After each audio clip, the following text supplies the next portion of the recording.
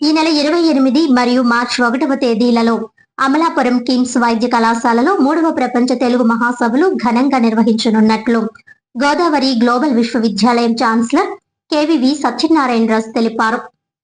Kakinada rural సర్పవరంలో ఉన్న ఆవాస 1 apartment ఆవరణలో Godavari global విశ్వవిద్యాలయం ఛాన్సలర్ సత్యనారాయణరాజు చైతన్యరాజు మీడియా సమావేశం నిర్వహించారు. ఈ సందర్భంగా ఆయన మాట్లాడుతూ ప్రతి ఒక్క విద్యార్థి చిన్న వయసు నుండే తెలుగు భాషపై మక్కువ చూపించాలని అన్నారు. ఫిబ్రవరి 28, మార్చి 1వ తేదీన కిమ్స్ వైద్య కళాశాల గోదావరి గ్లోబల్ విశ్వవిద్యాలయం ఆధ్వర్యంలో ఈసారి ప్రపంచ తెలుగు సభలు అమలాపురంలో నిర్వహించడం జరుగుతుందని, ఈ కార్యక్రమానికి ప్రపంచ నలుదిక్కుల నుండి ప్రముఖులు హాజరవుతారని తెలిపారు. ఈ కార్యక్రమానికి ప్రతి ఒక్క తెలుగువాడు హాజరు కావాలని కోరారు. తెలుగు భాష అభివృద్ధి, సంస్కృతి పరిరక్షణ ప్రపంచ వ్యాప్తంగా విస్తరించి ఉన్న తెలుగు ప్రజలను ఒకే వేదికపైకి తీసుకురావడం ఈ మహాసభల ప్రధాన లక్ష్యమని ఆయన వివరించారు. తెలుగు భాష, సాహిత్యం, సంస్కృతి, సాంప్రదాయాల వైభవాన్ని ప్రపంచానికి పరిచయం చేయడమే కాకుండా ప్రపంచ వ్యాప్తంగా ఉన్న తెలుగు జాతి ఐక్యతను బలోపేతం చేయడంలో ఈ మహాసభలు కీలక పాత్ర పోషిస్తున్నాయని పేర్కొన్నారు.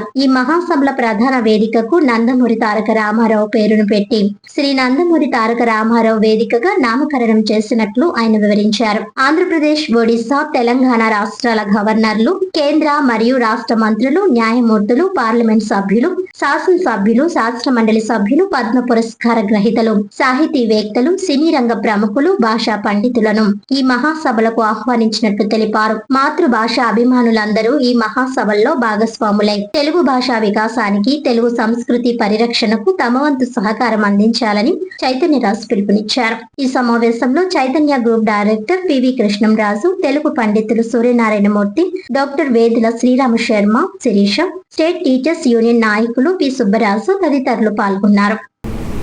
3వ ప్రపంచ తెలుగు మహాసభలు అమలాపురం కిమ్స్ మెడికల్ కళాశాల ప్రాంగణంలో ఫిబ్రవరి 28వ తారీఖు, మార్చి 1వ తారీఖు 2026 అంగరంగ వైభవంగా తెలుగు భాష, సాహిత్యము, కళలు, మన సంస్కృతి, సాంప్రదాయాలు అన్నీ మేళవించి ఒక అత్యద్భుతమైనటువంటి వేడుకని 2 రోజుల పాటు ఉదయం 8 గంటల నుంచి రాత్రి 9 గంటల నిర్వహిస్తున్నాం.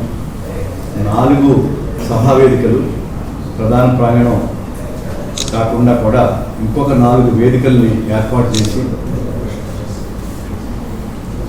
అన్ని రకాలైనటువంటి 16 రకాలైనటువంటి సాహిత్య వేదికలు అక్కడ నిర్వహించడం జరుగుతుంది. రాజమహేంద్రవరం 2024, 2025 సంవత్సరాలు వరుసగా 1-2 సార్లు మనం 2 సార్లు అక్కడ అత్యంత వైభవంగా జరుగుతున్న మీలో చాలా మంది విచ్చేశారు. దీనికి అంతకు మించి ఇందులో మనము కొన్ని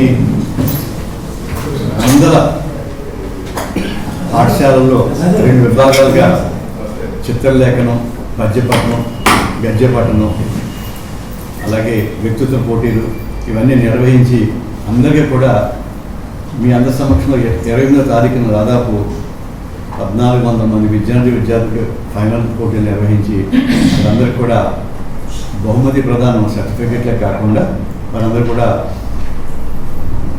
క్యాష్ అవార్డ్స్ కూడా వాటిని ప్రోత్సహించడం చేయడం, దానికి ప్రభుత్వం కూడా చాలా బాగా సహకరిస్తూ ఉంది.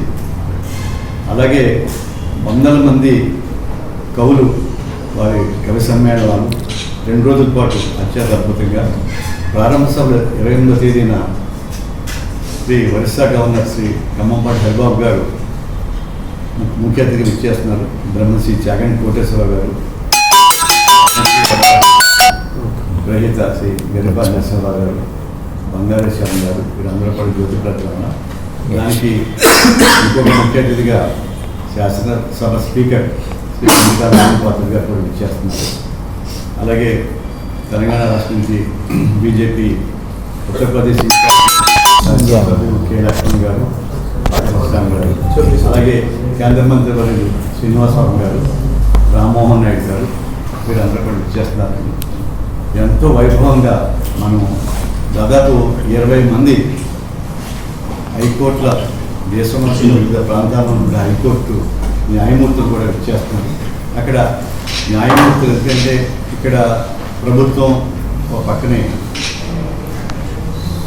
న్యాయ వ్యవస్థ, శాసన వ్యవస్థ ఇవన్నిటితో పాటు వారు కూడా తెలుగులోనే ఇప్పుడు కూడా అంతా రెండు భాషల్లో కూడా మనకి ఉత్తరప్రదేశాలు చేస్తున్నారు. మనది ప్రాచీన భాష తెలుగు భాష. ఇది ఎట్టి పరిస్థితుల్లోని మనకు ఉన్నటువంటి అవకాశంలో శ్రమ తీసుకున్నా సరే చేయాలన్నటువంటి సంకల్పంతో గత 3 సంవత్సరాలుగా మనం నిర్ణయిస్తున్నాం. కానీ ఉమ్మడి తూర్పుగోదావరి జిల్లాలో భాగం. అక్కడ కొత్త జిల్లా కదా, ఆ జిల్లా కూడా ఇంకా కొన్ని ఇటువంటి జరుగుతుంటే కూడా జిల్లా కూడా ప్రాశస్త్యం పెరిగేటువంటి అవకాశం ఉంది. దాదాపు మనము 2 రోజుల పాటు ఉదయం నుంచి కూడా సాయంత్రం వరకు కూడా ఏ ఒక కార్యక్రమాలు 4, 1, 5 వేదికలండి. ఈ ప్రధాన వేదిక నందమూరి తారక రామారావు గారు ఒక నామం పెట్టడం జరిగింది. అన్ని పత్రికలకు సంబంధించినటువంటి అంశాలు కానీ, ఎలక్ట్రానిక్ మీడియా, ప్రింట్ మీడియాకి సంబంధించి, అలాగే న్యాయ వ్యవస్థకు సంబంధించి కూడా అన్ని సభలు అక్కడ సమావేశాలు పెట్టి ఇవన్నీ కూడా చేసి ఒక ముఖ్యమైనటువంటి ఉద్దేశం ఏంటంటే సమావేశాలు జరుగుతున్నాయి. డిప్యూటీ స్పీకర్ గారు, ఐసీటీ అఫేర్స్ మినిస్టర్ గారు వీళ్ళంతా సమక్షంలో ఎమ్మెల్యేలు ప్రైవేట్గా నేను ప్రతిపాదన చేశాను. ఆ ప్రతిపాదన ఏంటంటే ఇవాళ వెంకయ్యనాయుడు గారు కొన్ని విజయవాడ సభలో చెప్పారు, తప్పనిసరిగా తెలుగు మాధ్యమంలో చదువుతున్నటువంటి విద్యార్థులకి 10% తప్పనిసరిగా ఉద్యోగ కల్పనలో, ప్రభుత్వ ఉద్యోగాల కల్పనలో రిజర్వేషన్ ఉండాలని చెప్పేసి ఒక ప్రధానమైన అంశాన్ని డిమాండ్ను దాన్ని కూడా ఆమోదించి ఈ 7వ తారీఖు వరకు కూడా శాసన సమావేశాలు ఉన్నాయి కాబట్టి ఈ 1, 2, 3 సెలవు 4, 5 తారీఖుల్లో పెట్టించి 6, 7 తారీఖు కల్లా దాన్ని చేసుకునేటువంటి విధంగా మన గౌరవ ముఖ్యమంత్రి గారు కూడా చెప్తే వారు కూడా మనం మాట్లాడితే వారు కూడా చాలా సంతోషించారు.